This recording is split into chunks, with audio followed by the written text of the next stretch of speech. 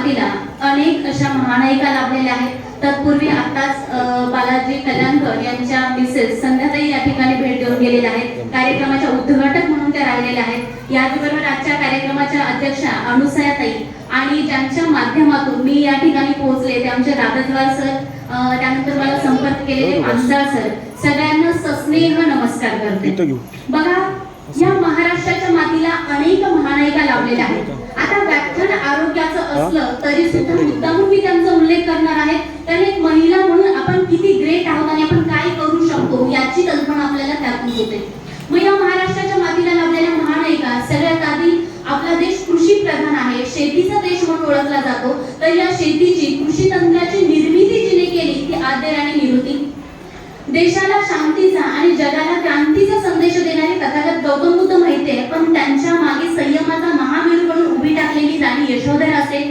13व्या शतकात जिथे महिला मुक्ती, महिला क्रांती अशा शब्दांनी जन्मही घेतला नव्हता, तिथे एक महिला पुढे येते आणि म्हणते की डोईचा पदर आला खांद्यावरी, भरल्या बाजारी जाईन मी, जनी म्हणे केसवा होऊन तुझे वेसवा, चंद्रभागी तरी मांडियाला पाला, मनगटावरी त्याला घाला कोणी. माझी विठ्ठल नव्हती मी करणार आहे, बाई आहे म्हणून तुम्ही मला कुणी अडवू शकत नाही. ज्याच्या धमक असेल त्याने मनगटावर तेल घालून मला अडवून दाखवा, असं म्हणणारी संतश्रेष्ठ धनाबाई असेल. त्यानंतर एक आई जिने पाटील देशमुखी याच्या खूप पलीकडे विचार केला आणि आपल्या संस्कारानं, जिद्दीनं, चिकाटीनं, दातृत्वानं, मातृत्वानं आणि कर्तृत्वानं एक नाही तर तब्बल 2 छत्रपती या महाराष्ट्राच्या मातेला दिले आणि ही भारत भूमी गुलामीतून मुक्त केली. ती राजमाता, राष्ट्रमाता मासाहेब जिजाऊ असेल. हा समाज ज्यावेळेस अज्ञान, अंधकार आणि दारिद्र्यात सापडला होता, तर त्यावेळेस क्रांतीची लाट म्हणून आलेली अहिल्याबाई होळकर असेल. डॉक्टर बाबासाहेबांनी गुलामगिरीची कबर खोदली खरी, पण त्यामागे पोलादी पंख बनून उभे ठाकलेली माता रमाई असेल. अगदी तिने आपले 3-4 गोळे मातीत मिसळले, संसाराच्या चटक्याने भाजून निघाली, पण त्याची झळ नवऱ्याच्या कर्तृत्वाला लागू न देणारी त्यागमूर्ती माता रमाई. यानंतर जिच्यामुळे आज तुम्ही सगळ्या थाटामाटात नटून थटून बसू शकलात, घराच्या बाहेर ताक मानेनं फिरू शकतात, जिच्यामुळे पहिली महिला पत्रकार तानुबाई बिर्जे घडली, जिच्यामुळे पहिली महिला समाजसेविका मुक्ता साळवे घडली, जिच्यामुळे मुस्लिम मुख्याध्यापिका पहिली फातिमा बीबी शेख घडली, जिच्यामुळे मी सुद्धा तुमच्या समोर उभी राहून आज बोलण्यास लायक बनले, त्या क्रांतीज्योती सावित्रीबाई फुले या आणि इतर महानायकांसाठी सगळ्यांनी एका जोरदार टाळ्या वाजवायच्या. आज हळदी कुंकू समारंभानिमित्त आपण एकत्र जमलोय. हळदी कुंकू का करायचं असतं याच्यामध्ये अनेक आख्यायिका आहेत, अनेक कारण आहेत. पहिल्या काळामध्ये अगदी पेशवाईच्या थोडंसं आधी युद्ध व्हायचे, नवरे बाहेर युद्धाला बाहेर जायचे आणि मग या नवऱ्यांना संकट येऊ नये, त्यांच्यावर संक्रांत येऊ नये म्हणून आपण एकमेकींना हळदी कुंकू आदान प्रदान करतो, ज्यातून एक चांगला आशीर्वाद एकमेकींना मिळेल की बाबा सौभाग्याचं लेणंज साबित राहू दे म्हणून. परंतु आजकाल जर पाहायला गेलं तर त्यामध्ये तो जो भाव आहे, तिची संस्कृती कुठेतरी कमी होत चालली आहे का, हा एक प्रश्न पडायला लागलाय. मग या संस्कृतीचं जतन आपण करायचंय. आजकाल हळदी कुंकूमध्ये सामूहिक हळदी कुंकू साजरा केला जातं. तर पहिलं सामूहिक हळदी कुंकू पुण्यामध्ये झालं होतं 13 जानेवारी 1852 मध्ये.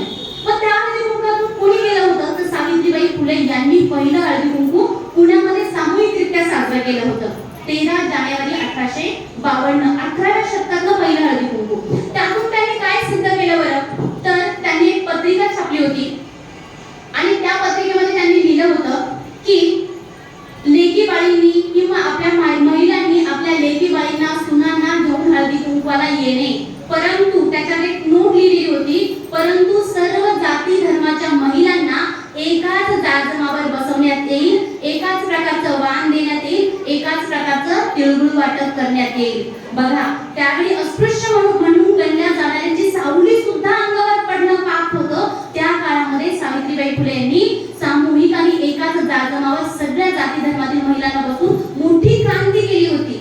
शेकडो महिला त्या ठिकाणी आल्या होत्या आणि एक पोतं तीळ, 2 ढेपा गुळ सावित्रीबाईंना लागलं होतं.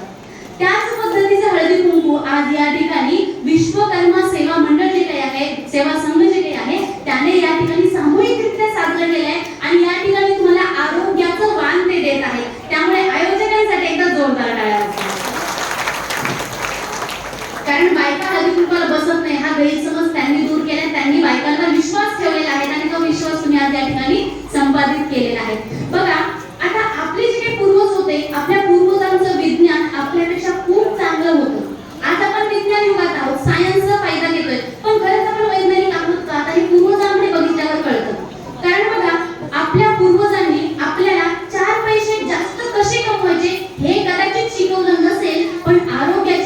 कशी घ्यायची आणि शरीर कसं कमवायचं, शरीर यष्टी साबूत कशी ठेवायची हे चांगलं शिकवलेलं आहे. आणि आपले सणवार, आता आपण हळदी कुंकवात काय देतो? तिळगुळ देतो. संक्रांत झाली की तिळगुळ वाटपाला सुरुवात होते. तिळगुळाचे लाडू प्रत्येक घराघरात पाहायला मिळतात. संक्रांतीनंतरच का? त्याच्या आधी काय? तर सूर्य उत्तरायण सुरू होतं, सूर्याचा उत्तरेकडे तो प्रवेश करायला सुरुवात करतो आणि त्या काळामध्ये बाहेर खूप सारी थंडी पडलेली असते. मग ह्या थंडीमध्ये शरीरामध्ये आतून उष्णता निर्माण करण्यासाठी किंवा खूप आग पडलेली असते, भूक वाढलेली असते, अग्नी वाढलेला असतो. मग त्या अग्नीला जर पौष्टिक पदार्थ मिळाले नाही तर तो अग्नी शरीरातलं प्रोटीन खायला सुरुवात करतो. म्हणून पौष्टिक खायचंय. मग आपण तिळगुळाचे लाडू खातो, डिंकाचे लाडू खातो, मेथीचे लाडू खातो, ड्राय फ्रूट सगळ्या सुका मेव्याचे बनवलेले लाडू खातो. ते खायलाच पाहिजे या दिवसांमध्ये. मग आपले पूर्वज आपल्यापेक्षा हुशार होते की नव्हते? आपल्यापेक्षा हुशार होते, हे आपण मानायला हवं. सगळे सणवार, मग दिवाळीमध्ये सुद्धा काय सांगितलंय? अभ्यंग करायला सांगितलंय. भरपूर तेलकट तळलेलं खा. मग आपण काय करतो? अभ्यंग म्हणून एक दिवस आपला कसा तरी तेल सोडून घेतो, झाला आपला अभ्यंग. तसलं काही अभ्यंग त्यांनी सांगितलेलं नव्हतं. 7 दिवस कमीत कमी अभ्यंग केलं तर त्याचा फायदा होतो. दिवाळीत काय खायचं? तेलकट तळलेलं खायचे. काय खातो आपण? चकल्या, लाडू, बेसनाचे, चिवडा, कुरकुरे, म्हणजे सगळं असं वाक्कळ पदार्थ आपण भरपूर खातो. अभ्यंग आणि आतून तेलकट भरपूर खायचं, जेणेकरून तयार झालेला जो वात आहे, जी त्वचेवरची वृक्षता ती कमी होईल. आपण काय केलंय? अजून वाढवलंय सगळं. वृक्ष खातोय सगळं. बेसनाचे लाडू भयंकर वृक्ष आहे, कुरकुरे, चिवडा, फरसाण भयंकर वृक्ष आहे. सगळं खातो आणि काय करतो? वात वाढवतो. खरं तर दिवाळीनंतर वात कमी व्हायला पाहिजे, हातपाय ठणकायचे कमी व्हायला पाहिजे, पण भयंकर हातपाय ठणकायला लागतात. का तर आपण काय केलंय? उलट केलंय. कोजागिरी पौर्णिमा सुद्धा पूर्वजांनी खूप छान सांगितले. शरद पौर्णिमा आली की पित्त खूप वाढलेलं असतं. मग या वाढलेल्या पित्ताला काय करायचंय? भरपूर दूध प्यायचं आणि विरेचन, संडास लागते, लूज मोशन लागतात आणि त्यातून विरेचन होऊन सगळं पित्त बाहेर पडतं. आपण काय करतोय? कोजागिरी पौर्णिमेची भरपूर जागरण करायचं, मस्त संध्याकाळी टेरेसवर बसायचं, फरसाण, पाणीपुरी, समोसे, भेळ, काय ते खायचं आणि नंतर एक ग्लास म्हशीचं आटवलेलं दूध प्यायचं. काय होणार आहे? दुसऱ्या दिवशी जे पित्त होतं तेही पोटातच राहणार आहे आणि सगळं पोटातच राहणार आहे. कॉन्स्टिपेशन बसणार आहे, बाहेर काहीच निघणार नाही. दोष बाहेर निघाले का? नाही. मग आपण काय सिद्ध केलं? म्हणजे पूर्वजांनी जे आपल्याला दिलेलं होतं त्याच्यात आपण धर्मांतरण करायला सुरुवात केलेली. कोजागिरीचं सगळ्यांचं सगळे भेसळ करून टाकलेले. पर्यायानं काय आपल्याला आरोग्य मिळतंय का? नाही. आपलं सगळं शरीर आजारांचं माहेरघर बनत चाललेलं आहे. बघा, आयुर्वेद संहिता 5000 वर्षापूर्वी सांगून ठेवते स्वस्थ म्हणजे काय, निरोगी म्हणजे काय. तर बघा, समदोषा, समअग्नी, समधातुच्च मलक्रिया, प्रसन्न आत्मा, इंद्रिय, मन, स्वस्थ इत्यादी ध्येयते. आजारी नसणं म्हणजे काय? तर सगळ्यात आधी तुमच्या शरीरातले वात, पित्त आणि कफ 3 दोष समान मात्रेत पाहिजे, त्यांचं काम व्यवस्थित चालू पाहिजे. मलमूत्र स्वेदासारखे जे मल आहे ते समान मात्रेत व्यवस्थितपणे विसर्जित व्हायला पाहिजे आणि रस, रक्त, मांस, मेदादी सगळे धातू प्रमाणबद्ध शरीरात पाहिजे. आणि हे जर सगळं प्रमाणबद्ध असेल तर तुमचा आत्मा, मन, म्हणजे तुमचं मन समाधानी राहिलं पाहिजे. मेंदूमध्ये कुठलेही अनावश्यक विचार नसले पाहिजे. जर असं असले तर तुम्ही आनंदी राहाल आणि तुम्ही स्वतःला निरोगी म्हणून घेऊ शकता. अदरवाईज तुम्ही निरोगी आहात का? नाही. तुम्ही काहीच आजार नाही. आता डोक्यात सारखे विचार चालले, सारखं म्हणता यायला त्याला तुम्ही आजारी आहे 100%. तुम्ही निरोगी नाही. आता ही व्याख्या 5000 वर्षापूर्वी सांगितली. आता सुद्धा जी WHO म्हणजे वर्ल्ड हेल्थ ऑर्गनायझेशन आहे त्याने सुद्धा सांगितली, health is not merely the absence of disease, health is a physical, social and mental wellbeing. म्हणजे तुम्ही आजारी नसणं म्हणजे आरोग्य नाही, तर तुम्ही सामाजिक दृष्ट्या, मानसिक दृष्ट्या, शारीरिक दृष्ट्या पूर्णतः निरोगी असणं गरजेचं आहे. मग आता बघा, या ठिकाणी आरोग्यावर बोलण्याच्या आधी तुम्हाला एक प्रश्न विचारते. मला सांगा की आपल्यापैकी किती जणी अशा आहेत की त्या काही ना काही आजाराने ग्रस्त आहेत, त्या आजारी आहेत? बोट वरती करा बरं. 3 4 तुम्ही बघत राहा बरं, हे बोट किती वर येत आहे. 1 2 3 4 जवळ 5-6 बोट वर आले ना. आता गंमत बघा. आता मला सांगा, आपल्यापैकी किती जणी अशा आहेत की ज्या आजारीच नाही? त्यांनी हात वर करा. 1 बोट वर आले, 2 4-5 बोट गृहीत धरा, हळूहळू आलेले. म्हणजे 4-5 जणी आजारी आहे, 4-5 जणी निरोगी आहे आणि बाकीच्या गोंधळात आहे, मी आजारी आहे की नाही, काय करायचं? तुम्हीच गोंधळात आहात. नेमके तुम्ही आजारी आहे की नाही? मग घरात सासू हिला काय मेलीला काय झालं एवढीच नाटकं करते. नवरा बिचारा 1-2 ठिकाणी दवाखान्यात नेऊन आणतो आणि मग तोही कंटाळून जातो. हिचं नेहमीच नाटक आहे म्हणून. बरोबर आहे की नाही? आज घरोघरी मातीच्या चुली म्हणण्यापेक्षा घरोघरी ती आजारी अशी नवीन मंडळी तयार केलेली आहे. कारण मागेंचं महिला आरोग्य तपासणी शिबिर घेतलं. 850 महिलांमध्ये 3 दिवसामध्ये मला जास्तीत जास्त 8 महिला येऊन भेटल्या असतील की मॅडम मला काहीच झालेलं नाही म्हणणार. फक्त 8 महिला. बाकीच्यांचं कोणाचं काही ना काही दुखत होतं. बरं, ह्या काही ना काही दुखणाऱ्यांचं जर निदान करायला गेलं तर सगळे रिपोर्ट्स नॉर्मल येतात. रिपोर्ट्स मध्ये काहीच येत नाही. बरोबर आहे ना? रिपोर्ट्स मध्ये नॉर्मल. आणि औषध घेतली, तात्पुरतं बरं वाटतं, औषध बंद केली, पुन्हा आजारी. किती दिवस औषधी घ्यायची? मग या सगळ्या महिलांच्या आजाराचं कारण काय आहे याच्यावर मी अनेक संशोधन केले आणि या संशोधनांती आयुर्वेदाचा सिद्धांत आहे त्यावर मी पुन्हा ठाम आहे की रोगा सर्वे अपि मंदेवनो.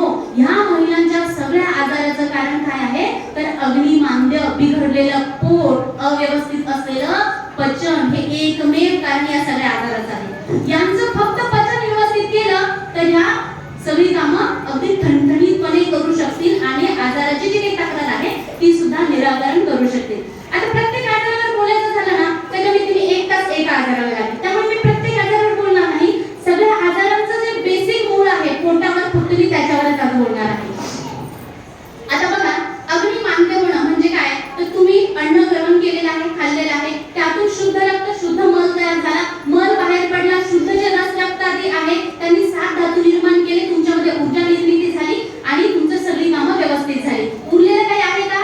नाही. मल, मूत्र आणि स्वेद, घामावाटे, लघवीवाटे आणि मलावाटे सगळे दोष बाहेर निघाले. तुम्ही ठणठणीत आहात. पण हे जर बिघडलं तर काय होतं बघा. तुम्हाला एक साधं उदाहरण देते. चूल पाहिजे, गावाकडे चूल असते, बरोबर आहे? आता त्या चुलीचं उदाहरण देते की चूल आहे, चुलीत भरपूर जाळ आहे, चूल पेटलेली आहे, त्यावर तुम्ही मस्त भाकर भाजायला टाकली. भाकर छान भाजते की नाही? चुलीत जाळच नाही, नुसताच कोळसा आहे, त्याच्यावर भाकर टाकली, भाजेल का? काय होईल? ती तुटून जाते. अगदी त्याच पद्धतीने आपल्या पचनाचं सुद्धा आहे. पचन व्यवस्थित जर झालं नाही तर काय होतं बघा. तुम्ही जेवण केलेलं आहे, त्या जेवणातून आता मी जी लक्षणं तुम्हाला सांगितली ती थोड्या वेळात सांगते तुम्हाला.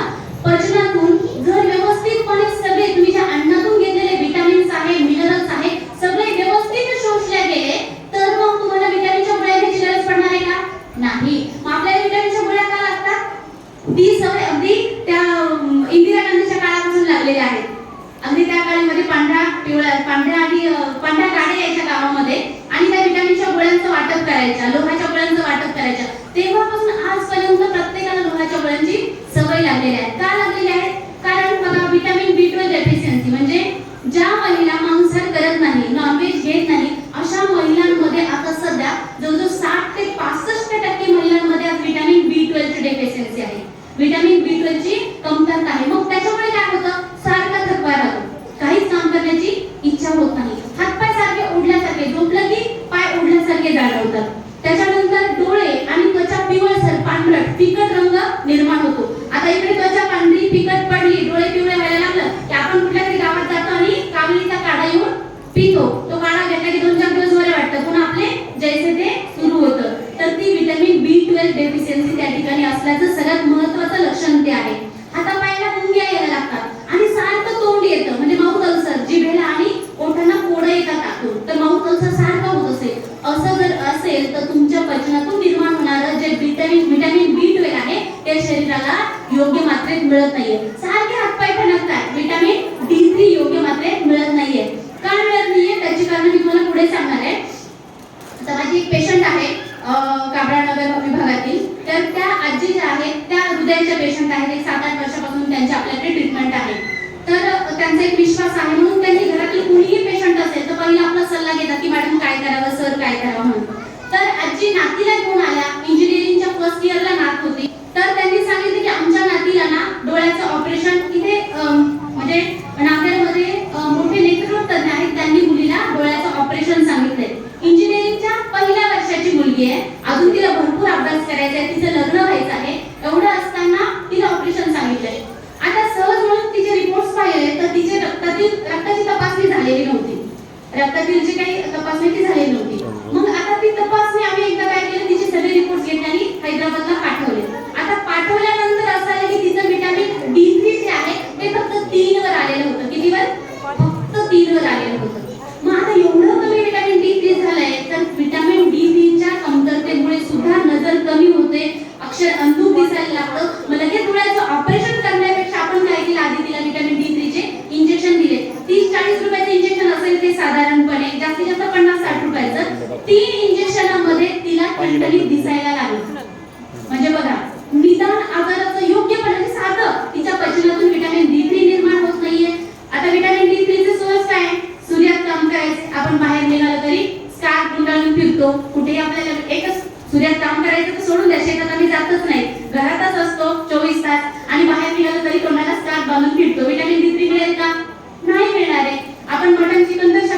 जातच नाही. त्याच्यामुळे व्हिटॅमिन D3 किंवा व्हिटॅमिन B12 मिळेल का? नाही मिळाले. मग जे मिळते, जे खातोय तेही व्यवस्थित पचन होत नसल्यामुळे अनेक आजार निर्माण होतात. व्हिटॅमिन डेफिशियन्सी झालं तसंच आता बऱ्याच जणांचं काय असतं, हातपाय नसतात, सारखा वात वाढत राहतो. काल एक अमेरिकेतून फोन आला की हातापायाला म्हणजे पूर्ण सकाळी उठलं की बोटं वाकत नाही, पाय वाकत नाही, अशा पेशंटची तक्रारी होत्या. तर असं का होतं? तर बघा, याच्यामुळे काय होतं की तुम्ही जे अन्न घेतलेलं आहे त्या अन्नातून त्याचं जर व्यवस्थित पचन झालं नाही तर बघा, प्रत्येक वेळेस तुम्ही एकदा जेवल्यानंतर जवळजवळ 1 लिटर वायू म्हणजे गॅसेस पोटामध्ये आतड्यांमध्ये तयार होत असतात. ते कशासाठी तयार होतात? तर जो अन्नातील मल वेगळा झालेला आहे त्याला बाहेर काढण्यासाठी. पण होतं असं की तुम्ही पातळ पदार्थांचं सेवन जर जास्त केलं किंवा अनेक दिवस, आता उपवास आहे, दिवसभर साबुदाणा खाल्ला तर खाल्ला, नाही तर तुम्ही उपाशीच राहणार. आतड्याला खूप वेळ रिकामा ठेवलं तर जो वायू आहे तो प्रमाणापेक्षा जास्त वाढतो. मग प्रमाणापेक्षा जास्त वाढलेला वायू काय करतो? तर आतड्यांमध्ये अवरोध निर्माण करतो. जो मल आहे त्याला व्यवस्थित बाहेर जाऊ देत नाही आणि तिथे थांबून धरतो. मग हा वायू तिथे आढळलाय तर तो कुठे जाणार आहे? आतड्यांच्या व्यतिरिक्त दुसरी पोकळी आहे शरीरामध्ये, ती म्हणजे हाडांची पोकळी, अस्थिंची पोकळी. तो तिकडे जाणार आहे. जिथे जिथे जाईल तिथे वेदना निर्माण करेल. घडीत पाय दुखतोय, घडीत हात दुखतोय, घडीत मान दुखतोय, घडीत पाठ दुखतोय. एका ठिकाणी स्थिर वेदना नाहीये. हे कशाचं लक्षण आहे? नको असलेल्या वाताचं, प्रमाणापेक्षा जास्त वाढलेल्या वाताचं. आता अजून एक आहे, बऱ्याच महिलांना पित्ताची तक्रार असते, भयंकर पित्त वाढलेलं असतं.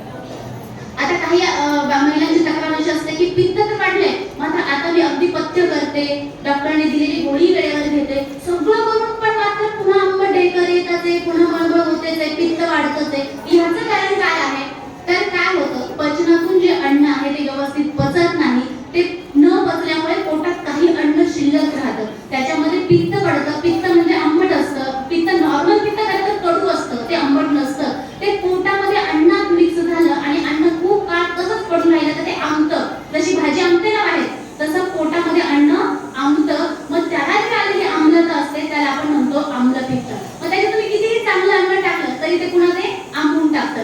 मग आता मी मगाशी सांगत होते की बऱ्याच महिलांची तक्रार असते की वारंवार ऍसिडिटी होते, वारंवार पित्त होतंय, कितीही पथ्य केलं तरी पित्त काही जात नाही. काय कारण आहे? तर बघा, इथे काही आजी बसलेल्या आहेत. गाडग्यामध्ये तुम्ही दही लावले का कधी? गाडग्यात तुम्ही आम्ही काय करायचं, आजी असायची आमची आणि आजी गाडग्यात दही लावायची. तर त्यावेळेस ती काय करायची, गाडगा घ्यायची, त्याच्यात दूध टाकायची आणि आम्हाला सांगायची की कुठून तरी शेजारून विरजण घेऊन या. आम्ही ते विरजण घेऊन यायचो. एक चमचाभर विरजण ती त्या गाडग्यात असलेल्या दुधात टाकायची. मस्त त्याचं दुसऱ्या दिवशी दही बनायचं. दुसऱ्या दिवशी ती काय करायची, त्यातलं सगळं दही काढायची आणि थोडंसं विरजण त्यात ठेवायची आणि पुन्हा त्यात दूध घालायची. पुन्हा छान तिसऱ्या दिवशी दही बनायचं. पण तिसऱ्या दिवशी दही लावताना ती काय करायची, सगळं दही काढून घ्यायची, विरजण ठेवायची नाही, नुसतंच दूध टाकायची. तर काय व्हायचं, पुन्हा दही बनायचं. मग आम्ही आजीला विचारायची आता त्यात विरजण का घालायचं नाही? तर ती म्हणायची आता मडकं राखलेलं आहे. तसे आपले पित्त वाढून वाढून आपण काय केले, आपले मडके राखून ठेवलेले आहेत. मग हे राखलेले मडके काय करावे लागतील, आपल्याला घासावे लागतील, धुवावे लागतील, वाळवावे लागतील आणि मग त्यात चांगलं जेवण टाकलं की ते आंबणार नाही. तर त्याच्यासाठी काय करायचं ते तुम्हाला थोड्या वेळाने चिकित्सेमध्ये सांगेल.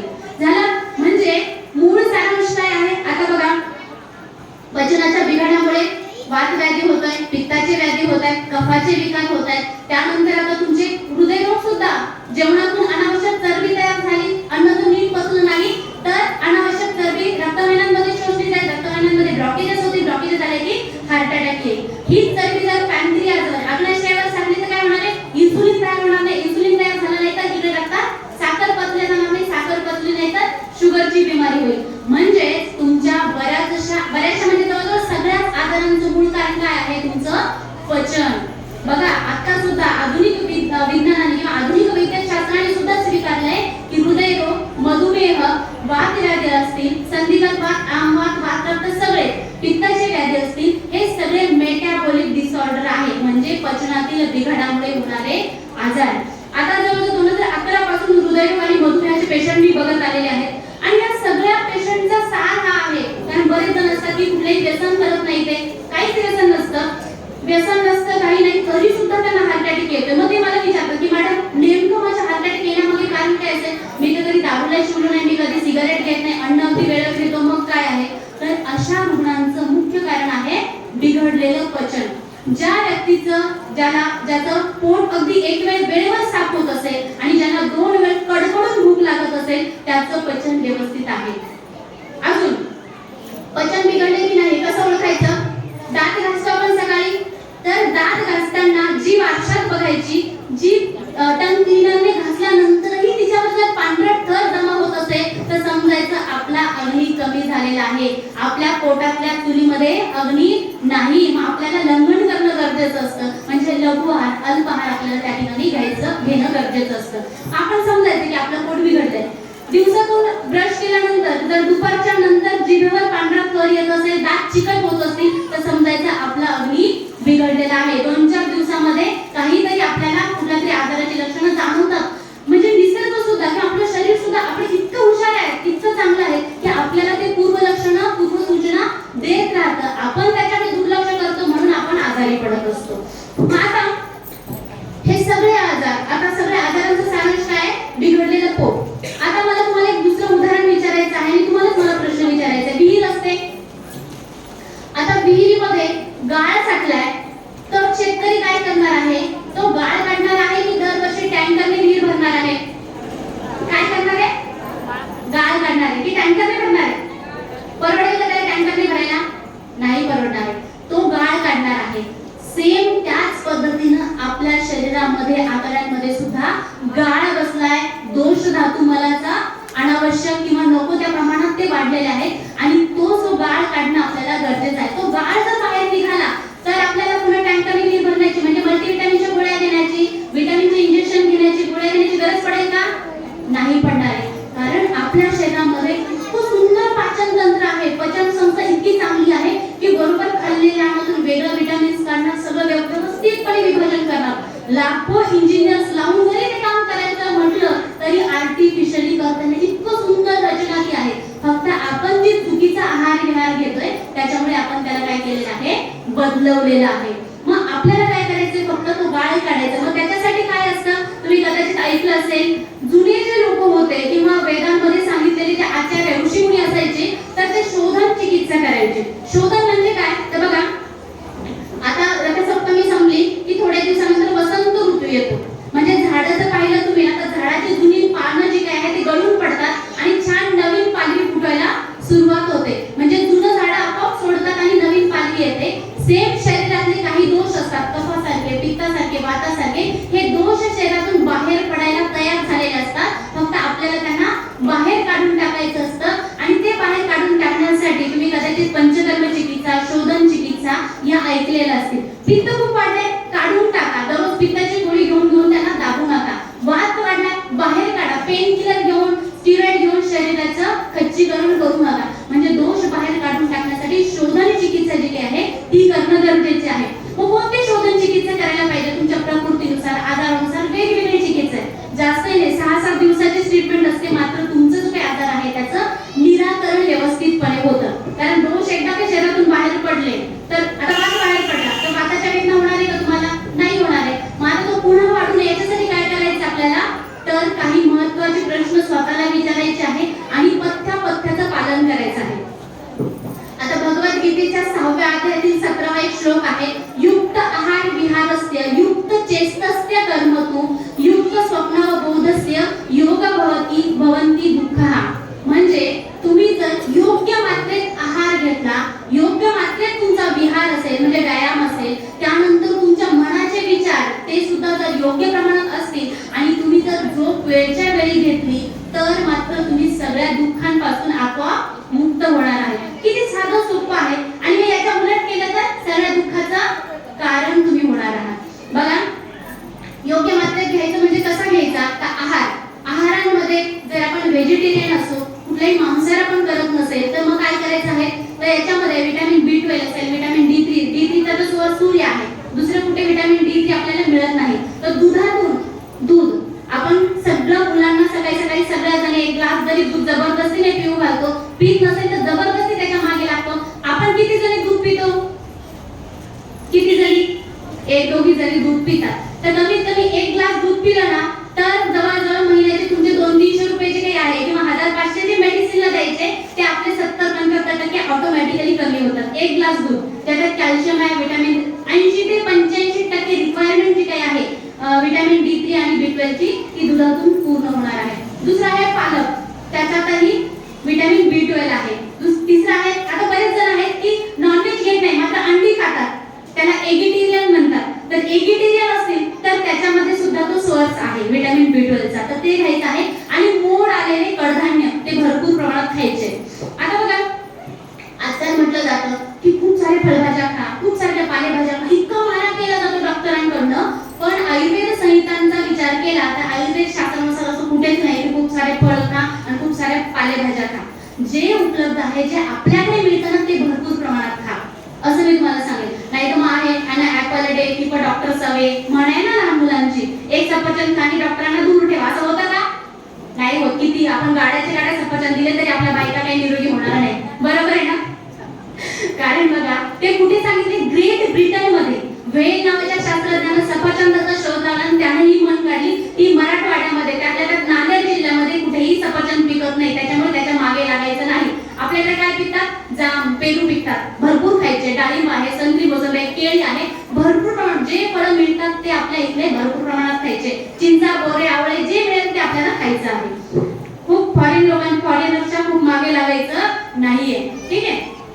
तिसरं आहे आपल्याकडे जे पिकतं ते खायचंय. आता प्रदेशानुसार तुम्ही जर औरंगाबादच्या पुढे गेला तर तिकडे भरपूर थंडी आहे, आताही भरपूर थंडी आहे. तर थंडीमध्ये काय करतात ते लोक? बाजरी खातात. का? तर बाजरी मुळात उष्ण आहे, त्यांच्या शरीरामध्ये उष्णता टिकून ठेवण्याचं काम करते आणि थंडीपासून त्यांचं संरक्षण करते. त्यांच्या शरीरात वाढणारा वात आहे तो कमी करते, म्हणून तिकडे बाजरी चालते. इकडच्या लोकांना बाजरी खायला दिली तर काय होतं? लगेच लूज मोशन लागते, भरपूर उष्णता वाढते. म्हणून इकडे ज्वारी पिकते तर तुम्ही एक वेळ ज्वारी खाऊ शकता. ज्यांना वाताचा त्रास आहे, हातपाय खूप ठणकतात, वेदना होत आहे, त्यांनी निव्वळ ज्वारी खायची नाही तर त्यांनी ज्वारी, बाजरी आणि नाचणी मिक्स भाकरी खाल्ली तर सर्वात उत्तम. अगदी छान. म्हणजे जो 50 ते 60% तुमच्या वेदना ऑटोमॅटिकली फक्त एवढं केलं तरी कमी होत असतात. त्याच्यानंतर बटाटे आणि हरभरा डाळ बिलकुल बंद करायची ज्यांना वाताचा त्रास आहे. पण ज्यांना वाताचा त्रास नाही त्यांनी हरभऱ्यांमध्ये सुद्धा विटॅमिन B12 आहे, त्याला सुद्धा मोड आणून खाल्ले तरी उत्तम आहे. अशा आहारामध्ये खूप छोटे छोटे गोष्टी आहेत की ज्याच्यावर बराच वेळ आपण बोललो तरी कमी पडेल. म्हणजे शॉर्टकट मध्ये सांगायचं तर जे तुमच्याकडे पिकतं, जे तुमच्याकडे निघतं, जे तुमच्या आजा पंजा वगैरे खात होते तेच तुम्ही खायचं आहे. कारण पिझ्झा बर्गर शिवाय आपल्याला करमत नसलं तरी भाकरीशिवाय आपलं पोट भरत नाही, म्हणून चुपचाप 2 वेळा व्यवस्थित जेवण करायचंय. आता किती खायचं? तर जितकं पोटाला जाणवेल की आता माझी भूक भागले तितकं खायचं. अगदी पोटाला तडस काहीपर्यंत खायचं नाही. कारण बघा बरेच जण मात्रा सांगतात की इतकं पोटाचे हे भाग करा ते भाग करा. सर्वसाधारण आहे पोटाचे 2 भाग भरेपर्यंत खायचं. मात्र तुम्हाला पोट कसं मोजायचं? तर एक साधा ढेकर येतो तो आला की थांबायचं, नाही तर मग खूप गुलाबजामुन एक छान जेवण आहे मग भरपूर खाऊन घेतलं तर काय होणार आहे? मिक्सर आहे, आपण मिक्सर चालवतो, मिक्सर काठोकाठ भरवलं आणि फिरवलं तर फिरतं का? जागीच फक्त ते गुंग आवाज करतं, फिरत नाही. का? तर ते गच्च बनलं, त्याला फिरायला जागाच नाही ठेवली, वायूला जागा पाहिजे असते. तर ते मिक्सर मध्ये फक्त 2-4 शेंगदाणे टाकले, थोडी मिरची टाकली, फिरवलं, फिरते का? ते शेंगदाणे तसेच फिरतात. का? तर त्याला हवं तेवढं मिळायला हवं. सेम पोटाचे तसं ते पोट एक मिक्सर आहे आणि त्या मिक्सरला काय करायचं? फिरायचं. म्हणून काय करायचं? मध्यम भरवायचं, खूप अति नाही आणि खूप कमी नाही. एखादा ढेकर आला की थांबायचं आणि चुपचाप पाणी प्यायचं, वायूला जागा ठेवायची, वायूला विचारण्यासाठी मोकळी जागा ठेवायची. हे झालं अन्नाचा नियम आहे.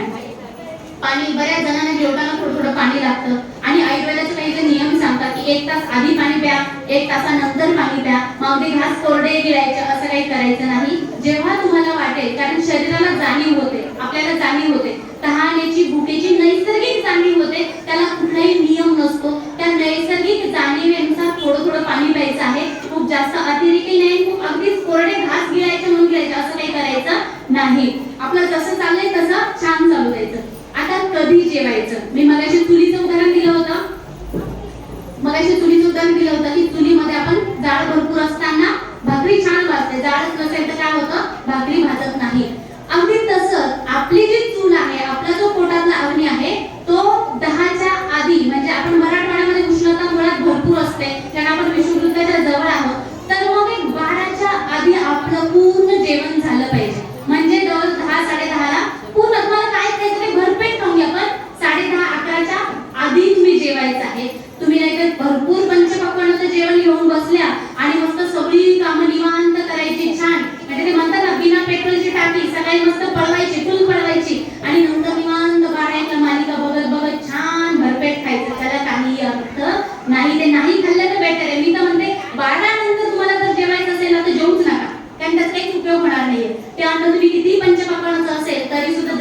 सूर्य डोक्यावर येईल तसं शरीरातील काही पाचक स्राव जे असतात, जे काही पॅन्क्रियाटिक ज्युसेस असतात, गॅस्ट्रिक ज्युसेस असतात, जे ऍसिड असतात ते कमी झालेले असतात, जेणेकरून शरीराची आणि वातावरणाचा समतोल साधता येईल. म्हणून दुपारी न खाल्लेलं बेटर. सकाळी पोटभर खाऊन घ्या. भले तुम्ही काहीही खा, उठलं की आधी. आता बऱ्याच जणांची तक्रार असते मॅडम वेळच मिळत नाही. मला सांगा घरातले पुरुष 12-1 पर्यंत जेवायचं थांबतात का? 10ला मिळालं नाही का तुम्हाला खायला उठतील. इतकं ते खाऊ घे ठेवतात, बरोबर आहे की नाही? 10ला ते जेवतात, मग तुम्ही का नाही जेवत त्यांच्यासोबत? मला एक प्रश्न आहे, तिकडे घरामध्ये असा वेगळा स्वयंपाक बनतो का? बायकांचा वेगळा आणि पुरुषांचा वेगळा नाही बनत. मग बायकांमध्येच या सगळ्या आजाराची कारणं काय? बायकांनाच रक्त कमी, बायकांनाच व्हिटॅमिन कमी, बायकांनाच इंजेक्शन लागतात का? कशासाठी? याचं उत्तर तुमच्याकडे आहे का? कोणाकडे? बायकांनाच का? बरं, किचन आपल्या ताब्यात आहे, स्वयंपाकाच्या ओट्यावर आपण असतो, जमलं तर आपण करता नाही खाऊ शकतो, सगळं आपल्या हातात. त्यांना द्यायचं की नाही आपण ठरवतो, तरी सुद्धा सगळी डेफिशियन्सी आपल्याकडे आहे. का? तर आपण स्वतःला दिलेला दुय्यम दर्जा आपण स्वतःला कमी लेखतो. नाही, यांचं देऊन टाकते, यांना एकदाचा काढून द्यायचं, पोरांना काढून द्यायचं, त्यांचे डबे भरून द्यायचे, सगळी कामं उपाशी पोटी करायची आणि मग सगळं कामं आटोपल्यानंतर निवांत बसून खायचं. खाऊ नका. सकाळी 10-10:30च्या आतमध्ये पोटभर जेवा. कारण त्या काळामध्ये 10 ते 10:30च्या दरम्यान तुमच्या पोटामध्ये भरपूर गॅस्ट्रिक ज्युसेस असतात. जितके गॅस्ट्रिक ज्युसेस किंवा जितके पाचक स्राव असतील त्याचा उपयोग करून घ्या. ते तसेच पडून राहतात, वाट बघतात अन्नाची, अन्न काही येत नाही आणि मग ते बिचारे झोपून जातात आणि मग तुम्ही किती खाल्लं तर ते संध्याकाळी 6-6:30ला उठतात. पुन्हा पाचक स्राव सायंकाळच्या वेळी तयार होतात. मग सायंकाळच्या वेळी सुद्धा लवकर सूर्य मावळल्यानंतर लवकरात लवकर जेवायचे. आमचे हे 10ला येतात, आमचे हे 12ला येतात, मग ते आल्यावर जेव्हा काही करायचं नाही. ते बाहेरून खाऊनही येतात, तुम्ही उपाशीच राहतात आणि मग 12-1ला एकटाच बसतात भूतासारखं जेवत. असं काही करायचं नाही. सगळ्यात महत्त्वाचं एकच आहे की स्वतःच्या आरोग्याबद्दल, स्वतःच्या तब्येतीबद्दल स्वार्थी व्हायचे. कारण मगाशी काही सांगितलं ना की आपण बघा घरातून बाहेर निघालो आणि चुकून चहाचे कप दिलेत पाहुण्यांना आणि आपण निघून गेलो, संध्याकाळी आलो त्याला माशा लागलेल्या असतात, पण कोणीच उचललेले नसतात. आपल्या खांद्यावर सगळ्या घराचा डोलार आहे. त्यामुळे आधी आपले खांदे मजबूत असायला पाहिजे. मग खांदे मजबूत असायला पाहिजे त्याच्यासाठी काय? आपण तंदुरुस्त असायला पाहिजे. कारण बऱ्याचदा मी बघते की महिला आरोग्याचे प्रश्न फक्त इथपर्यंतच नाही, महाराष्ट्रच नाही, अख्खा भारतभर ही चर्चा आहे. भारताच्या बाहेर सुद्धा महिलांच्या आरोग्याचे प्रश्न निर्माण झालेले आहेत. आता आहाराचं झालं, काय खायचं, किती खायचं आणि कसं खायचं. त्याच्यानंतर दुसरं आहे विहार. विहार कसा असायला हवा? आता मी ज्यावेळेस माझ्या पेशंटला सांगते की ताई कमीत कमी सकाळी 2 किलोमीटर झरझर चालून यायचंय, धबधब चालून यायचं आहे, फक्त 2 किलोमीटर डेली चला, तर मला उत्तर काय येतात की मॅडम इतकं व्यायाम असतो मला दिवसभर, विचारूच नका. पोरं सांभाळते, पोरांमागे पळते, धुणं धुते, भांडे, इतका व्यायाम म्हणजे दिवसभर मी व्यायाम करत असते. त्याच्यामुळे मला सकाळी चालायची काही गरज नाही. दिवसभराचं काम आणि सकाळचा व्यायाम याच्यात खूप फरक आहे. सकाळी तुम्ही 2 किलोमीटर जरी चालले, खूप मी काय म्हणते की खूप योगा करा, खूप हे करा, ते काहीच सांगत नाही. साधा सोपा कुणाच्याही मार्गदर्शनाशिवाय करता येणारा व्यायाम म्हणजे सकाळी झपझप चालणं. 2 किलोमीटर चालायचंय. त्याच्यामुळे काय होणार आहे तर पायाच्या अंगठ्यापासून मेंदूपर्यंत सगळं रक्त पुरवठा व्यवस्थित होणार आहे आणि पायाच्या अंगठ्यापासून तर मेंदूपर्यंतचा सगळा व्यायाम होणार आहे आणि भरपूर ऑक्सिजन सकाळी सकाळी मिळणार आहे. काम करताना कपडे जास्त मळवले असतील तर पोरांना शिव्या देत कपडे घासणारी मेंदूला दुप्पट ऑक्सिजन लागणार आहे. भांडे घासताना इतके भांडे पडले म्हणून शिव्या घालणारे सगळ्यांना मरणाचा ताण डोक्यावर येणार आहे. म्हणजे काम करताना आपण तणाव घेत असतो, हा मी खूप छान आहे, हसते आणि मी भांडे घासते, असं कधी होतं का? नाही होत. म्हणून काम करताना आपण तणावात असतो, ते काम संपवण्याची आपल्याला घाई झालेली असते, त्यामुळे तो व्यायाम होऊ शकतो का? नाही होऊ शकत. म्हणून सकाळी कमीत कमी उठलं की कमीत कमी 2 किलोमीटर पायी चालून यायचे. किती स्पीडने चालायचे? मस्त टंगळ करत, गप्पावारी करत तासभर फिरून आल्या, काही अर्थ नाहीये. प्रति किलोमीटर म्हणजे 10 मिनिटांमध्ये 1 किलोमीटर झालं पाहिजे या स्पीडने चालायचे. सुरुवातीला ज्यांचा हृदयाचा प्रॉब्लेम असेल, ज्यांना बीपी आहे, ज्यांचं पंपिंग हृदयाचं कमी झालेलं आहे, यांनी हळूहळू चालायचंय किंवा त्यांच्या डॉक्टरांना विचारून त्यांनी चालायचंय. पण ज्यांना काहीच नाही आणि फक्त वजन कमी करायचंय त्यांनी दर 10 मिनिटाला 1 किलोमीटर इतकं झपझप चालायचं आहे. ठीक आहे? तुम्ही चालाल तर हृदय चालेल, हृदय चाललं तर सगळं आयुष्य सुरळीत चालेल, म्हणून चालायचं आहे. तिसरं आहे आहार झालं, विहार झालं, आता तिसरं आहे विचार. आता आहारात एक महत्त्वाचा मुद्दा, आज काय तुमचा सगळ्यांचा उपवास आहे. बरं ठीक आहे, मग उपवासाला काय खाता तुम्ही? काय खाता? साबुदाणा खाता. कोणी सांगितलं साबुदाणा खायचा आहे?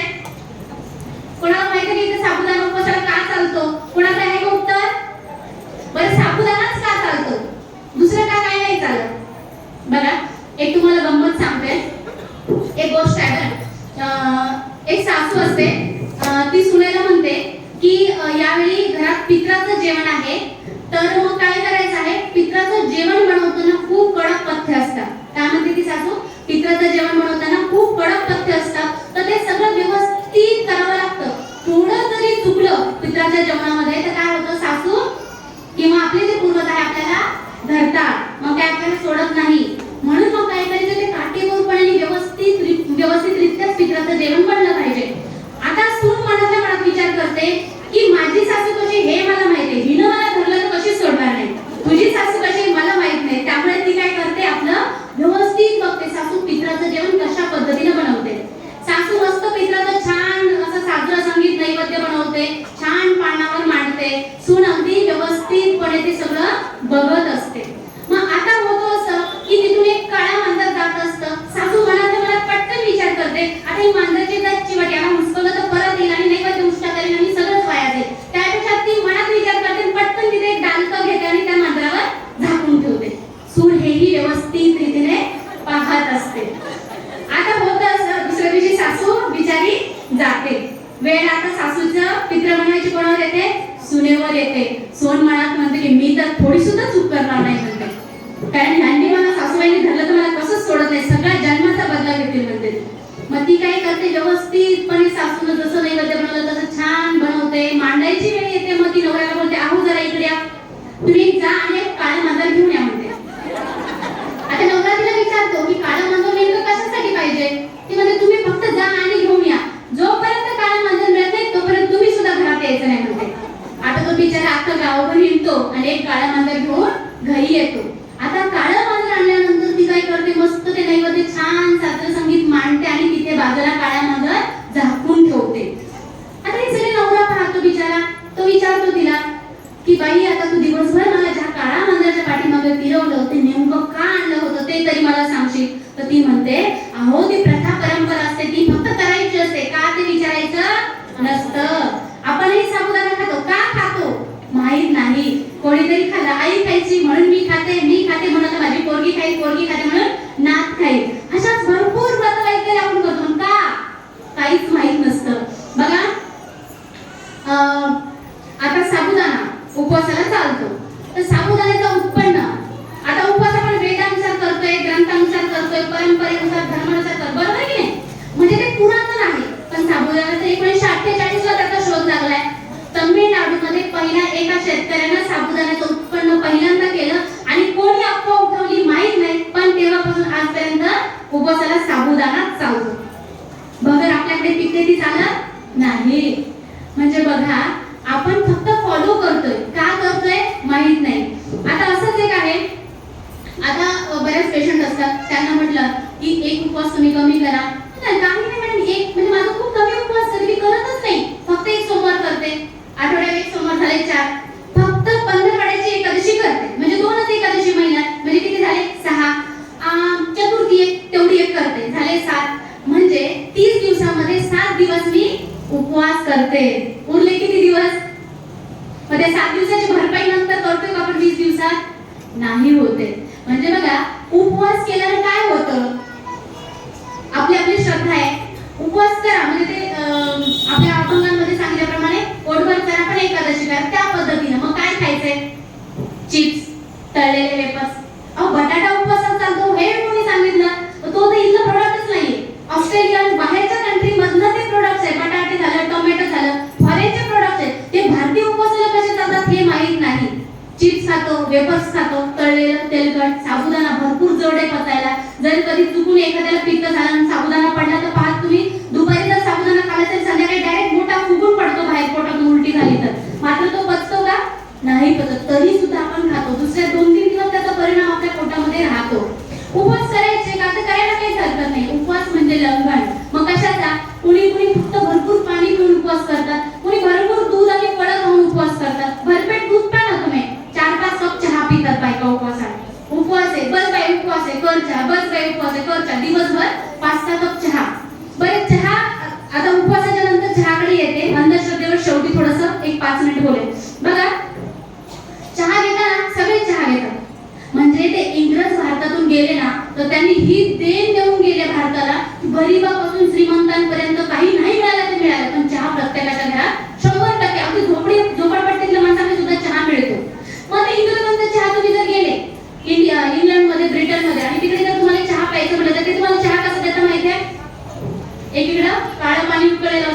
एकीकडे ती चहाची पुडी असते आणि चहा साखरेची पुडी असते आणि इकडे दूध ठेवलेलं असतं. आपल्याला ते काळं पाणी घ्यायचं, त्यात ती साखरेची डुबुक डुबुक बुडवायची आणि त्यात दूध टाकायचं. झाला फॉरेनचा टी. आपल्याकडे चहा कसा करतात? मैत्रीण आली की बसते, मग आपण इकडे चहा उकळायला ठेवतो. कमीत कमी अर्धा तास चर्चा होते, इकडच्या तिकडच्या तिच्या तोपर्यंत तो चहा उकळत असतो. उकळता मग थोडासा आटायला लागला की आपण जातो त्यात दूध घालतो. दूध घातलं की मग पुन्हा एक 5-10 मिनिट थोडंसं इकडच्या तिकडच्या गप्पापर्यंत उकळतो. असला मस्त घट्ट आणि छान सुगंधी चहा आपण पितो. म्हणजे चहा प्यायचं तर हिच्या हातचा इथपर्यंत लेवल आपल्याला लागतं. घरात जर चुकून असं पाहुण्याला स्पेशल पाजायचं म्हणलं तर हॉलवर नावाचं तर हडं उकळते की काय, शिजतोय की काय करताय चहा, होतं की नाही असं बऱ्याचदा. म्हणजे भरपूर उकळलेला अतिशय कडक चहा आपल्याला लागतो. मग हेल्दी चहा कोणता आहे बरं? चहा आपण चहाला उगीच बदनाम केले. चहा वाईट नाहीये, आपण ज्या पद्धतीने बनवतो ना त्याच्यामुळे तो वाईट ठरतो. चहा बनवायचा तर खरं तर तो काळा चहा प्यायला पाहिजे. कमीत कमी साखरेचा, कमीत कमी याचा काळा चहा, त्याच्यामध्ये मस्त सुंठ, विलायची, अद्रक घालून छान केलेला चहा, ज्याच्यामध्ये कॅटेचिन सारखे घटक असतात, ज्याच्यामध्ये फ्लावोनॉइड्स असतात, ज्याच्यामध्ये असे काही घटक आहे की महिलांमध्ये कॅन्सरचं प्रमाण थोपवू शकतील. म्हणजे गर्भाशयाचा आणि स्तनाचा कॅन्सर जो आहे तो टाळू शकेल इतकी ताकद चहामध्ये आहे. फक्त तो जर योग्य प्रमाणात साधा काळा चहा 2 वेळा अर्धा कप इतका सफिशियंट आहे, तेवढा घेतला तरी. अगदी दालचिनी सारखे पदार्थ घालून घेतलं तर अगदी रक्तवाहिन्या ज्या आहेत, रक्तवाहिन्यांचा विस्तार नॅचरली दालचिनी करत असते. चहामध्ये घालून घेतलं तर ती सुद्धा वॅसोडायलेटर आहे. म्हणजे बीपीचा ज्यांना त्रास आहे ते सुद्धा काळा चहा 2 वेळा घेऊ शकतात. टाइप 2 डायबिटीज मध्ये सुद्धा काळा चहा बिन साखरेचा चालतो किंवा कमीत कमी गुळाचा अगदी कमी असलेला तो घेऊ शकतात. मात्र काळा चहा 2 वेळा. आता दूध टाकून घ्यायचं ते तर कसं घ्यायचंय? 75% पाणी आणि 25% दूध. दूध घातल्यानंतर जास्त न उकळलेला चहा तो जर तुम्ही घेतला तर तोही एक वेळ ठीक आहे. मात्र अगदी घट्ट पार त्याला आटून केलेला चहा तुमच्यासाठी काही कामाचाच नाही. उलट त्याने भरपूर टॅनिन वाढणारे, भरपूर ऍसिड वाढणारे, पोटामध्ये पित्ताचा त्रास भरपूर वाढणारे आणि आतड्याच्या कॅन्सरला भविष्यात कारणीभूत सुद्धा तो जर दिवसातून 5-6 कपाच्या वर झाला तर होणार आहे. बघा चहामध्ये आणि बरेच जण म्हटले की दूध घ्या चहापेक्षा, तर दुधात भरपूर म्हणजे चहात भरपूर दूध टाकून घेता म्हणतात की नाही? काय चहातच भरपूर म्हणजे आपण दुधातच चहा पितो. दुधामध्ये जे कॅसिन नावाचं प्रोटीन असतं आणि चहामध्ये जे कॅटेचिन असतं ते एकत्र ज्यावेळेस येतं तर त्यावेळेस त्याचा जो पॉवर आहे, प्रोटीनचा जो पॉवर आहे तो न्यूट्रल होतो. फक्त जिभेचे चोचले पण होतो, त्या दुधाचा काही उपयोग होत नाही. म्हणून चहा घ्यायचा असेल तर काळा किंवा कमीत कमी दुधाचा 2 टाइम अर्धा कप घेतला तरी सफिशियंट आहे. आता तिसरा आहे विचार. तर आपले विचार कसे असायला हवे? आहार झालं, विहार झालं, चहा झालं, उपवास झाला, आता विचार. आता बघा आज जर पाहिलं तर जवळजवळ 90% महिला आणि पुरुष सुद्धा हे मानसिक आजारांकडे जाताना आपल्याला दिसतात. कोरोना नंतर जर पाहिलं तर डोक्यामध्ये नको ते विचार वाढलेले आहेत. जी पूर्वी काहीतरी करण्याची उमेद होती, काहीतरी मला करायचंय, जी धावपळ आपण करत होतो ती कुठेतरी कमी झालेली आहे, मंदावलेली आणि काहीच करण्याची इच्छा नाही. असे बरेच लोक आपण हळूहळू विचारांच्या बाबतीत आजारांकडे वळत आहोत. तर आता महिलांचे विचार कसे असतात? तर बघा आपल्या शरीरामध्ये काही हार्मोन्स असतात, ॲड्रेनालिन, नॉरॲड्रेनालिन आणि कॉर्टिकोस्टेरॉइड. तर हे हार्मोन्स आपल्या शरीरामध्ये ज्यावेळेस आपण खूप ताणात येतो, खूप टेन्शन मध्ये येतो तर त्यावेळेस हे हार्मोन्स गरजेचे असतात. पण होतं काय की बघा समजा उदाहरणार्थ एखादं कुत्र आपल्या पाठीमागे लागलंय.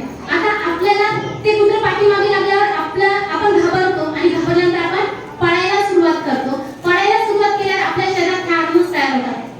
काय म्हणतात? ॲड्रेनालिन, नॉरॲड्रेनालिन आणि कॉर्टिकोस्टेरॉइड. मग हार्मोन्स तयार झाल्यावर काय होतं? सगळ्यात पहिले आपलं ब्लड प्रेशर वाढतं, रक्तप्रवाह वाढतो, रक्तातील साखर वाढते, पचनाकडचं सगळं जे काम आहे ते थांबून पूर्ण पायाकडे आणि हाताकडे एनर्जी येते आणि हातापायांचे स्नायू जे आहेत ते कडक होतात आणि आपण पळायला धावायला सुरुवात करतो. कधी नाही इतक्या स्पीडने आपण धावू शकतो का? तर सगळं काम थांबून आपल्या हातापायाकडे ताकद आलेली आहे. मेंदूचा जो ऑक्सिजनचा पुरवठा आहे तो सुद्धा काही काळ आपल्याला कमी झालेला दिसून येतो. इकडे ब्लड प्रेशर वाढलंय. हे कधी होतं? कुत्र पाठीमागे लागल्यानंतर. पण एकदा ताकद स्थिर झाली की पुन्हा ही सगळी कंडिशन स्थिर होते आणि पुन्हा आपले हार्मोन्स रेग्युलर होतात, पुन्हा बीपी नॉर्मल येतो, रक्तातील साखर नॉर्मल येते आणि पुन्हा पचनाकडे जो रक्तपुरवठा आहे, रक्तप्रवाह आहे तो सुरळीत केला जातो. पण जी व्यक्ती सतत तणावात आहे,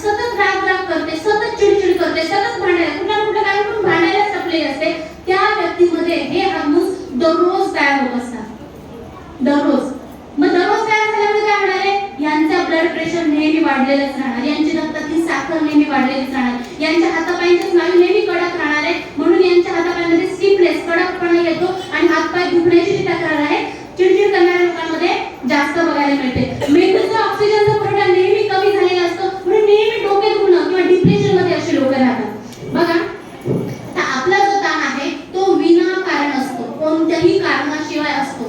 साधा एक उदाहरण देते बघा. एक कॉलनी असते, हे उदाहरण देते. आता एक कॉलनी असते, त्या कॉलनीमध्ये एक बाई आपल्या कुत्र्या म्हणजे कुत्र असतं तिच्या बाजूला आणि ते पेपर वाचत बसलेली असते. एक बाई त्याच कॉलनीमधून फिरायला जात असते, ती आपल्या कुत्र्याला फिरवायला घेऊन जात असते. आता ही पेपर वाचली, आपली शांत आहे, तिचं कुत्र तिच्या बाजूला बसलेले, दुसरी आपली कुत्र्याला घेऊन फिरायला आलेली आहे, तिच्या हातात कुत्रा आहे. होतं असं की हे कुत्र त्या कुत्र्याला बघताना भुंकायला सुरुवात करतं. आता असं होतं की हे कुत्र भुंकतंय, ते कुत्र भुंकतंय, ते भुंकायला सुरुवात करतात. हिला पेपर वाचताना खूप डिस्टर्ब होतं आणि तिला चिडते की तू काय करत जा, उद्यापासून तिकडच्या कॉलनीत जात जा, कारण हे दररोजचं झालं, हे कुत्र तुझ्या कुत्र्याला बघून भुंकत असतं म्हणते. आता ती पण थोड्या वेळ थांबते, ती म्हणते की तू ह्याला घेऊनच ह्याच वेळेला का बसते, तू संध्याकाळी बसत जा किंवा मी गेल्यावर बसत जा. मग असं होत होत चर्चा हळूहळू भांडणाकडे जाते आणि मग हे भांडण तुझ्या काही बापाचा रस्ता आहे का इथपर्यंत येऊन थांबते. असं त्यांचं अर्धा पाऊण तास भांडण चालते. आता हे भांडण झाल्यानंतर काय होतं बघा, कुत्रेही भुंकत होते, या दोघी पण भांडत होत्या. कुत्र्याने भा भा भा भा भुंकले आणि ती बाई निघून गेल्यानंतर कुत्र्याने हातभर जीभ बाहेर काढली आणि मस्त मोठा जेवढा कारभार भुंकायला घेतला होता तेवढा सगळा बाहेर टाकला आणि मस्त झोपी गेलं. काहीच विचार नाही त्याच्या डोक्यात, ते झोपी गेलं. म्हणून कुत्र्यानं हार्ट अटॅक येतात का? नाहीये. पण ह्या दोघींचं जे काय भांडण होतं हे कधीपर्यंत चाललं माहितीये का? हे तिथं थांबलं, मात्र डोक्यात थांबलेलं नाही. किचन मध्ये गेली, अख्खा स्वयंपाक झाला, तिनं काय बनवलं याचंही भान नाही, मात्र ती काय बोलली हा शब्द न शब्द तिला आठवतोय.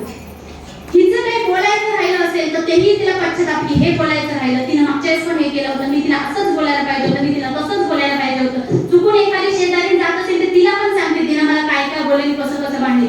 म्हणजे हे भांडण जोपर्यंत नवरा येत नाही आणि त्याला हिचं सांगत नाही तोपर्यंत डोक्यात चाललंय. सकाळपासून संध्याकाळपर्यंत बाप रे बाप, किती ते ॲड्रेनालिन, किती हार्मोन सिक्रेट केले, मेंदूचा किती आपण भुगा केलेला आहे आपल्याला कल्पना सुद्धा नसते. मग आता नवरा बिचारा घरी येतो, तिनं भांडलेले आहे, हे सगळं सांगायचं आहे. तो आला आपल्या ऑफिसवरून, आल्या बसला सोफ्यामध्ये मस्त, लावला टीव्ही रिमोट. मी काय म्हणते, माझा चेहरा पडलेला, माझ्याकडे लक्ष सुद्धा नाही. बरं, पाणी द्यायला थोडा उशीर झाला तर पाणी आणायला काहीतरी काय केलं दिवसभर वगैरे असं सुरू केलं. मग असं केल्यानंतर जो त्या बाईवरचा राग होतो सगळा इथं आला आणि इथं या दोघांचं भांडण, तुमच्याशी लग्न केलं आणि मी कशी फसले इथपासून तर पूर्ण इतिहास जागा होतो. कारण होता का भांडणाला? नाही होत. म्हणजे आपले विचार आपल्याला चुपचाप बसूच देत नाही, गुणाने बसूच देत नाही आणि आपल्या विचारांमुळे अनेकदा कमीत कमी दिवसातून एकदा तरी आपण कोणाशी ना कोणाशी भांडत असतो. आणि एक वेळ अशी येते की आपली प्रवृत्ती होते भांडणाची. म्हणजे काय होतं बघा, खरं तर मनुष्य हा भांडखोरच आहे. म्हणजे तो एकतर राजकारणात कोणाशी तरी एकमेकाशी भांडतो, तिकडे भांडायचं तो गावात भांडतो, गावात भांडायचं तर भाऊबंदाशी भांडतो, भाऊबंदी भांडत नसेल तर बायकोशी भांडतो. आता वाचवा टाळा बघा. मग जर हे टाळायचं असेल तर काहीच नाही, साधं सिंपल आहे. जे झालं ते सोडून द्यायला शिका. म्हणजे डिलीट करायचं, मेंदूतनं डिलीट करता आलं पाहिजे. म्हणजे बघा, एखादं चॅटिंग असेल, मेसेज असेल, आपल्याला नाही आवडले, एखाद्याला आपल्याला ब्लॉक करायचं, पटकन आपण ब्लॉक करून टाकतो, नको ती किटकिट. तसं लोकांना मेंदूतनं ब्लॉक करायला शिका. जी व्यक्ती समोर आली की आपल्याला त्रास होतो तिला तर मेंदूतनं ब्लॉक करा. असं ब्लॉक करा की ती आली तरी हाय हॅलो करताना सुद्धा आपल्या चेहऱ्यावर स्माईल आली पाहिजे. अशा पद्धतीने ब्लॉक करायला शिका. सगळ्यात महत्त्वाचं, मैत्रिणी सुद्धा सकारात्मक विचाराच्या ठेवा, चांगल्या विचाराच्या. एखादी मैत्रीण आली आणि ती मैत्रीण म्हणत असेल की अमकी अमकीने तुझ्याबद्दल हे बोललं, तमकी तमकीने तुझ्याबद्दल हे बोललं आणि ती सारखं प्रत्येक वेळेस सांगत असेल ना, ह्या मैत्रिणीला पहिलं ब्लॉक करा. का माहित आहे का? कारण आपल्या डोक्यात काहीच नसतं, आपलं विचार छान चाललेलं असतं, ती काहीतरी पिन मारून जाते आणि आपण तिच्याबद्दल नकारात्मक विचार करतो. मग ते उजरा उजरीला पुन्हा भांडण, मग ती नाही ती बोलली ती, असं आपल्या डोक्यामध्ये चक्र निर्माण होतं. परनिंदा सम अगनई भाई.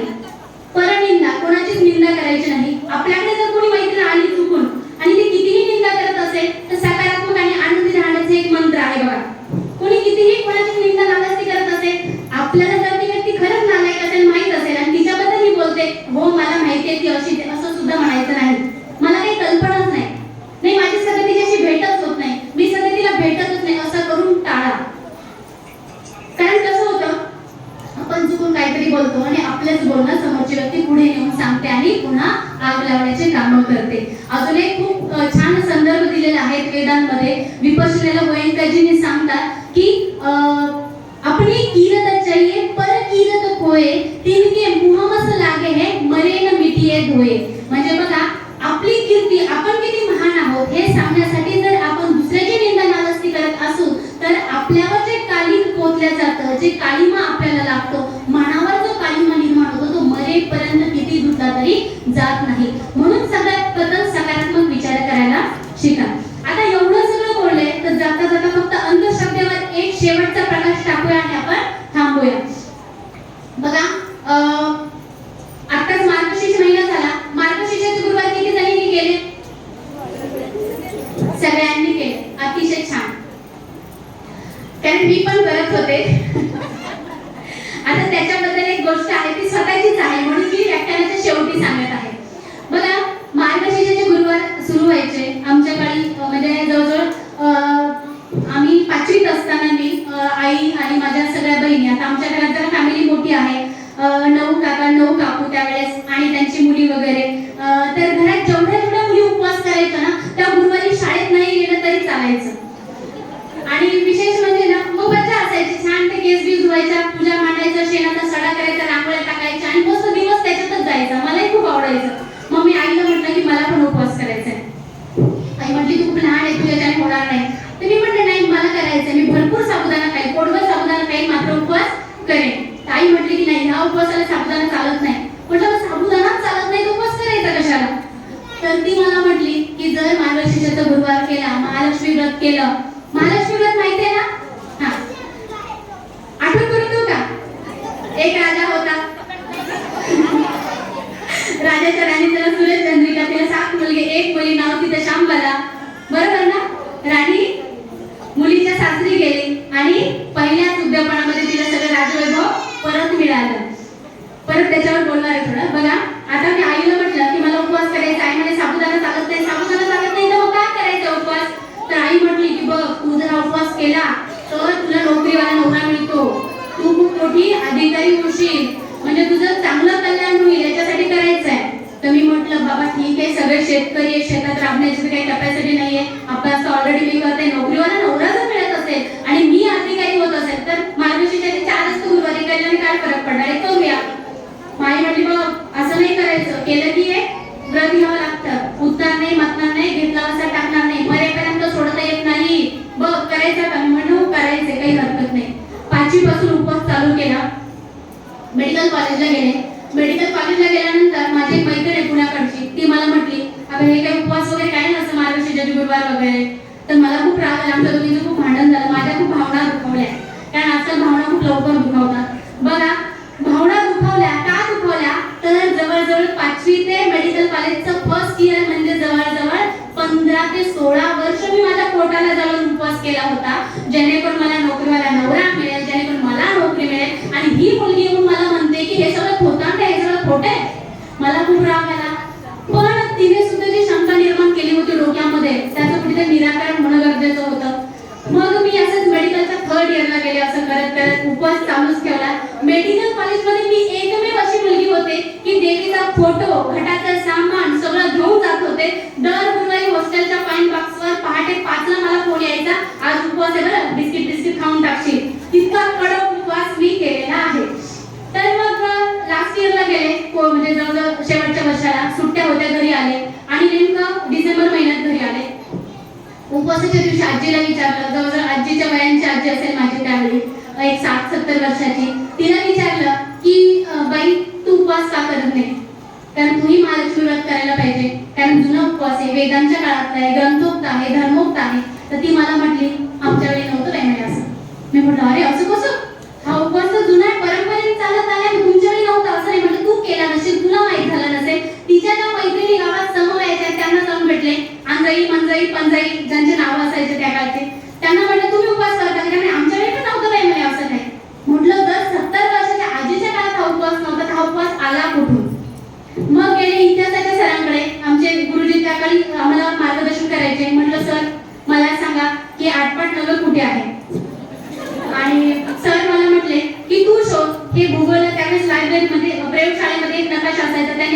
शोधूया, आटपाट नगर शोध, आटपाट नगर सगळा नकाशा शोधला. आटपाट नगर जगाच्या इतिहासात कुठेच नाही. म्हटलं त्याला नामांतरण झालं असेल, नाव बदललं असेल. मग आपण मोठी राणी शोधूया सुरेश चंद्रिका राणी.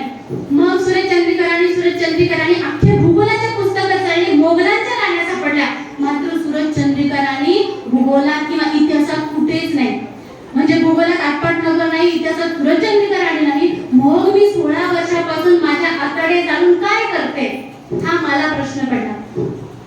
मग नंतर पुस्तक घेतलं. पुस्तकावर प्रकाशन होतं, केळकर गुरुजींचं प्रकाशन. पुण्यातली मैत्रीण होती, तिला म्हटलं तिथे जा आणि सगळी चौकशी काढ. तिने काढली की जवळजवळ 25 ते 30 वर्षाखाली चालू झालेले हे प्रकाशन आहे. त्या केळकर गुरुजींच्या प्रकाशनानं फॉरेनमध्ये माड्या बांधल्या असतील. कारण एका महिन्यामध्ये बघा, आज तुम्ही विश्वकर्माचं एखादं चरित्र ठेवा आणि ते चरित्र बायकांना घ्यायला लावा, कोणीच घेणार नाही. जास्तीत जास्त 5-10 जणी घेतील. महालक्ष्मी व्रताचे पुस्तकं ठेवा मार्गशीर्ष मध्ये, अक्षरशः तुटवडा निर्माण होतो इतके पुस्तकं. बरं, हे पुस्तकं जातात कुठं बघा, महाराष्ट्रातील बायकांची संख्या 5 कोटी. किती? 5 कोटी. आता 5 कोटी पैकी 2 ते 3 कोटी इतर धर्मीय आहे किंवा खूप सुधारलेले आहे, पुढारलेले आहेत, त्या उपवास करत नाही. उरल्या 2.5 ते 3 कोटी महिला जरी उपवास करतो म्हटल्या, एका पुस्तकाची किंमत आमच्याकडे 7 रुपये होती, आता 10 रुपये. 10 रुपये एक महिलेने वाटायचे 7 पुस्तकं, 10 7 70. 70 रुपयाचे एका महिलेने वाटायचे. 3 कोटी महिला, 7 21 करोड पुस्तक, 21 कोटींची पुस्तकं एकट्या मार्गशीर्ष 21 नाही 210 कोटींची पुस्तकं एका मार्गशीर्ष महिन्यामध्ये आपण केळकर गुरुजींना विकून देतो. आपल्याला काय मिळतं? मिळालाय का नोकरीवाला नवरा? एखादीचा पीत असेल, दारू घेऊन मारत असेल, बेवडा, त्याची दारू सुटली का? नाही. बरं, एखादीचा छोटीशी माडी असेल, त्याचा मोह झालाय का? नाही. मग त्या सुरेश चंद्रिका राणीला शांबल्याच्या घरी गेलं की शेवटच्याच दिवशी, अगदी 4थ्याच दिवशी, उद्योगपणाच्या दिवशी सगळं वैभव मिळालं होतं. आपलं वैभव काय अजून आपल्याला मिळालेलं नाही. मग आता एवढं सगळं कळलं, म्हटलं आपण जे उपवास करून पोट जाळलेलं आहे, पोटाला चिमटा काढलेला आहे. कारण खेड्यापाड्यात मिळायचा फक्त चहा मिळायचा, जास्तीत जास्त पेरू मिळायचे, याच्या व्यतिरिक्त कुठले फळ मिळत होते का? नव्हतेच मिळत. मग हे सगळे चहा पिऊ केलेले आपण मार्गशीर्षाचे गुरुवार आहे, महालक्ष्मी व्रत कथेचे उपवास आहे, हे केले. याच्या मागे हे सगळे पुस्तकांचं राजकारण एवढं कळलं. मग म्हटलं आता हे काही खरं नाही. आटपाट नगर नाही, सुरेश चंद्रिका राणी नाही, एवढे पुस्तकं घेऊन दिले आपण लोकांना. आता आपण उपवास सोडायचा, आता उपवास सोडायचा, कारण हे काय खोटं आहे. मैत्रीण म्हणते ते बरोबर आहे. ह्या विचारावर मी ठाम झाले आणि उपवास सोडायचा ठरवलं. पण परत विचार केला, परीक्षा आली तोंडावर, फायनल इयरची परीक्षा आहे, उठणार नाही, मारणार नाही, घेतला बसा टाकणार नाही, शपथ घेतलीये. चुकून उपवास मोडला आणि देवी कोपली आणि नापास झाली तर सगळं संपलं. कारण मेडिकलची लास्ट इयरची फेल झालं तर पुन्हा बॅक, आणि घरचे मग ठेवतील की नाही कॉलेजला, हाही प्रश्न होता. मग म्हटलं उपवास आपण पुढच्या वर्षी सोडूया, ह्या वर्षी आधी पास होऊया, डॉक्टर होऊया आणि मग पुढच्या वर्षी उपवास सोडूया. पुन्हा पुढच्या वर्षी विचार केला की ह्या वर्षी तर फक्त मेडिकल कॉलेजची परीक्षा आहे, ही जर पास झाली तर डॉक्टर होईल. पण पुढच्या वर्षी लग्न करतील आणि चुकून देवीचा कोप झाला आणि एखादा बेवडा बेरोजगार तर गळ्यात पडला, मग काय करायचं? म्हटलं घेऊया दिस. त्याच वर्षी उपवास सोडला आणि मी माझ्या कॉलेजमध्ये 2ऱ्या क्रमांकाने पास झालेले आदर्श विद्यार्थी पुरस्काराने सुद्धा सन्मानित झाले. म्हणजे मैत्रिणींनो, मला ह्या सगळ्या गोष्टीतून एकच सांगायचंय की भक्ती करा, पण भीती जर आली तर तिथे प्रगती कधीच होत नाही. तुम्ही श्रद्धा ठेवा, पण त्या श्रद्धेचे डोळे असे ओरबाडून तिला आंधळी केली तर ती काहीच कामाची ठरत नाही. तुम्ही श्रद्धा ठेवा, पण अंधश्रद्धा ठेवू नका. भक्ती करा, पण त्या भक्तीला भीतीत परिवर्तित होऊ देऊ नका. कोणाला तरी खूप होईल म्हणून ती करू नका.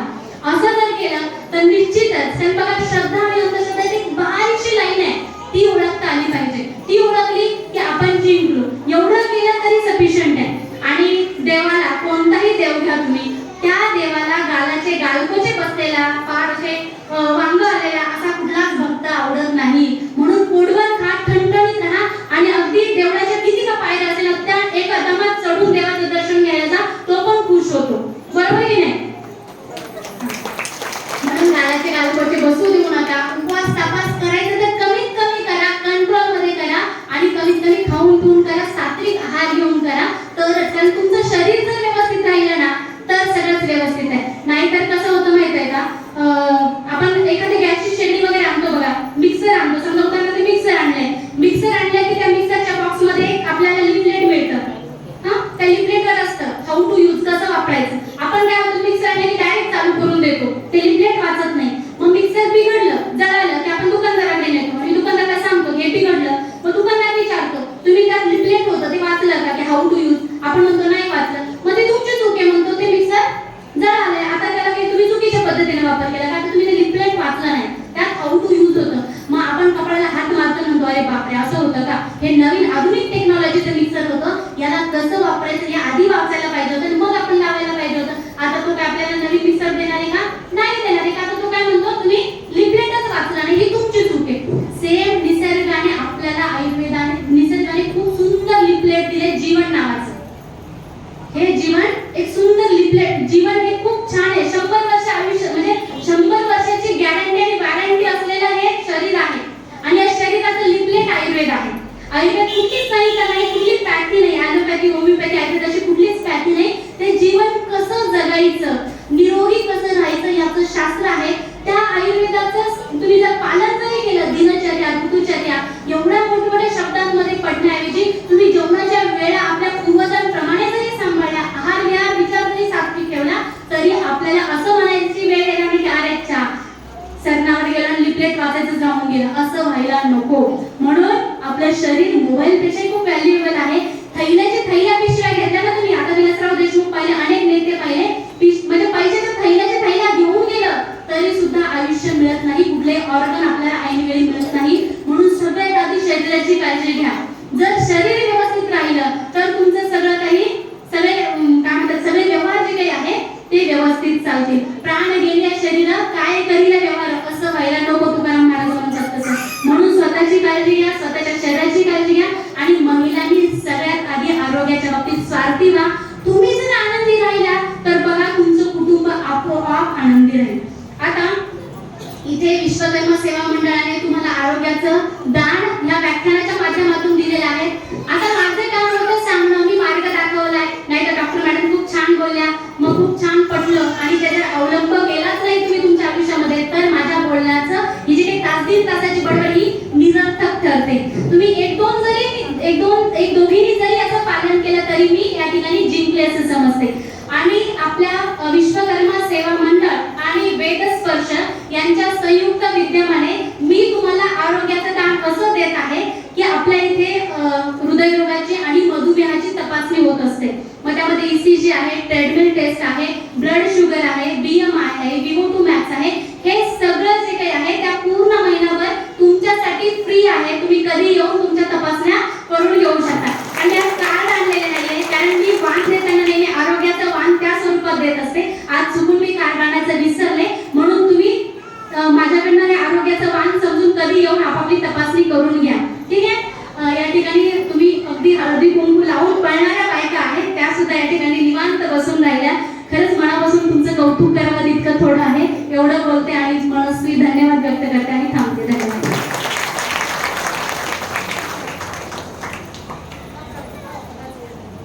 धन्यवाद मॅडमनी आपल्याला आरोग्याविषयीचं खूप छान भान दिलेलं आहे.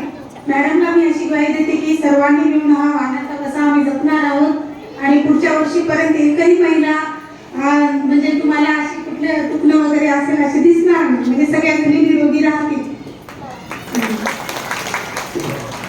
चांगले आरोग्य हेच खरे धन आहे, त्याची काळजी घेणे यातच खरी शान आहे. ताईंनी व्यायामाचे महत्व खूप छान सांगितलेलं आहे. हेल्थ इज वेल्थ असे आधीपासूनच म्हटले आहे. जपले नाही मनाला तर रोग राईतून कोण सुटले आहे. ताईंनी आनंदी आणि निरोगी राहण्यासाठी आपले मन निरोगी असावे लागते असे पण सांगितले होते. खरंच निरोगी मन व निरोगी तन सर्वांनाच हवे असते. एका दिवसाच्या व्यायामाने शरीर सुदृढ होत नसते. आपण जर इतिहासातील महिला पाहिल्या तर त्या पण आजारी होत्या असं कुठं उल्लेख नाही. का नव्हत्या? इतिहास सांगतो आमच्या स्त्रीने शत्रू तुडवला, लक्ष्मीबाईने झाशीचा किल्ला लढवला, जिजाऊने राजा शिवछत्रपती घडवला, महाराणी ताराबाईने महाराष्ट्र भूमीत औरंगजेब रडवला.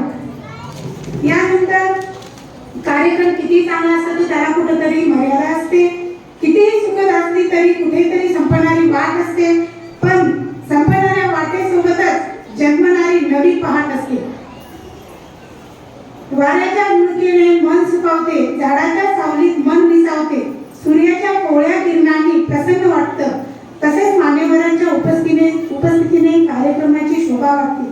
म्हणून त्यांच्या कृत्याची जाणीव व आभार प्रदर्शन करण्यासाठी मी डॉक्टर सौ पुष्पांजली उमेश पांचाळ यांना मंचावर आमंत्रित करते.